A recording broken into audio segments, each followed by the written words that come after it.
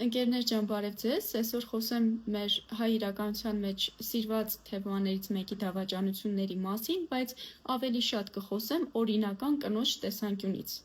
Բոլոր նրանք, ովքեր գիտեն իրենց ամուսինների դավաճանությունների մասին եւ հանդուրժում են կամ, չգիտեմ, կամ կասկածում են կամ նմանատիպ բաներ, կարող են դիտել տեսանյութը, նաեւ նրանք, որոնց ուղղակի հետաքրքիր է թեման։ Տեսեք, այսպիսի տարածված կարծիք կա հոգեբանության մեջ, որ աղջիկների մի ստվար զանգված, որ համաձայնում են սիրուհու դերի մեջ լինել, ունեն էլեկտրայի բարդույթ։ Ոչ բոլորը իհարկե, բայց ամեն դեպքում մի մասը այդ դերի մեջ այդ բարդույթի ձեռքից կրակն ընկած է մտնում։ Ինչու՞մ նա կայանում էլեկտրայի բարդույթը։ Տերմինը Կարլ Յունգն է մտցրել հոգեբանության մեջ, ի պատասխան Ֆրեյդի Էդիպյան կոմպլեքս տերմինին։ Ուրեմն փոքր ժամանակ մեր աղջիկը պայմանականորեն ասենք էլեկտրոն, պայքարում է հոր ուշադրության համար մոր հետ, բայց չի հաջողում։ Այսինքն ինքը ուզում է հայրիկը իր հետ ավելի շատ ժամանակ անցկացնի, իրեն ավելի շատ սիրի, ավելի շատ ուշադրություն տա եւ այլն, բայց կարծես թե այս մրցակցության մեջ մայրիկը հաղթող է դուրս գալիս։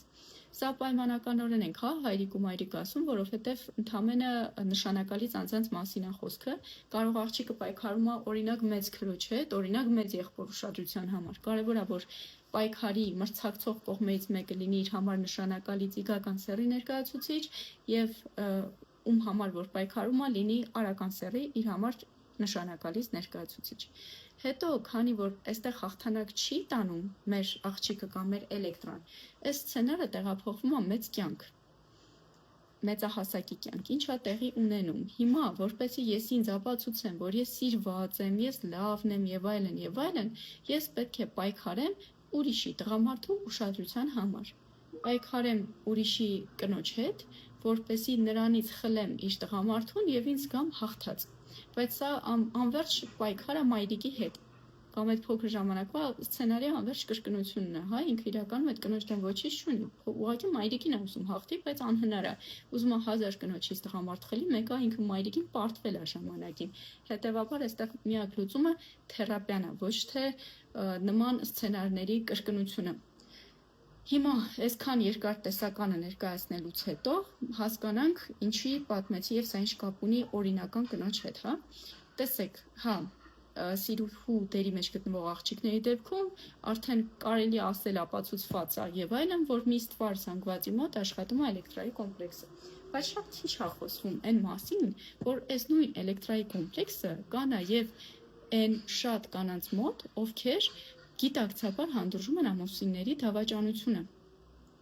Ինչու՞ն է հարցը, տեսեք, երբ մենք ունենք եռանկյունաձև հարաբերություններ, որտեղ ներգրաված եմ ես, որպես, չգիտեմ, սիրուհի օրինակ, լավ, ես որպես կին, էլեկտրոն որպես սիրուհի եւ ինչ որ երրորդ մեկը որպես տղամարդ, այստեղ երկու կողմն էլ մրցակցում են իրար հետ տղամարդու ուշադրության համար։ Այսինքն ոչ միայն սիրուհին է մրցակցում, ոչ միայն կինն է մրցակցում, նրանք երկուսն են մրցակցում եւ երկուսն էլ իրենց ներսում ունեն խորքային համոզմունք, որ իրենք հաղթել են։ Սիրուհին ունի խորքային համոզմունք, որ ինքն է սիրված, ինքն է հետաքրքիր, իր հետ է լավ է տղամարդուն եւ այլն, իր ուղղությամբ է կիրքը, ինքը իրեն հաղթած է զգում այս դաշտերում։ Մյուս կողմից կինը ունի համոզմունք, որ ինքն է երեխայի մայրը, ինքն է ֆինանսական այսպես բարիքներից օգտվողը, ինքն է ճամփորդություններ գնացողը, ինքն է այս տան տիրուհին, ինքն է հասարակական ստատուսի կրողը եւ իր ներսում էլի զգում է իր փոքրիկ հաղթանակը։ Այսինքն երկու աղջիկն էլ էլեկտրայի կոմպլեքս ունեն, իրանք իրար հետ մրցակցում են եւ իրենք իրենց մեջ ուրախանում են նրանից, որ մեկը մյուսին հաղթեցին։ Բայց այս հաղթանակները շատ այսպես պյուրոսյան հաղթանակներ են, իրենք տանում են դեպի էներգիայի սպառում, դեպի մաշվածություն եւ ռեսուրսների քայքայում։ Հիմա եթե կինը երկար ժամանակ հանդուրժում է ամուսնու դավաճանությունները, փորձելով չիմանալ դրանց մասին, փորձելով իմանալ, բայց արդարացնել, որ դե նա ինձ է սիրում, սիրուհին ընդամենը ժամ անց է, իմանալ եւ իրեն զոհի դերի մեջ դնել, հա, օրինակ ես անում եմ հանուն ընտանիքի, տեսեք ինչերի եմ ես դիմանում եւ այլն, այս բոլորը պայքարի ձևեր են, այս բոլորը ձեզ հաղթանակած զգալու ձևեր են։ Էլ չասեմ, որ եթե գտնվում եք եռանկյունաձև հարաբերությունների մեջ, ապա սա արդեն համակարգ է, սա ձեր ընտանեկան համակարգն է։ Եթե ընտանիքները համակարգեր են առհասարակ, ու եթե դուք կառուցել եք ձեր համակարգը այնպես, որ առանց երրորդ կողմի ինքը փլվելու է, ապա եթե մի սիրուհին հանկարծ այսպես ինքնագիտակցվեց եւ եռանկյունուց դուրս եկավ, հայտնվելու է մյուս սիրուհին, որովհետեւ իրենք բերում են այն ռեսուրսները, որ այս կինն ու տղամարդը իրար հետ ընտանիքի ներսում, համակարգի ներսում չեն կարողանում ստեղծել։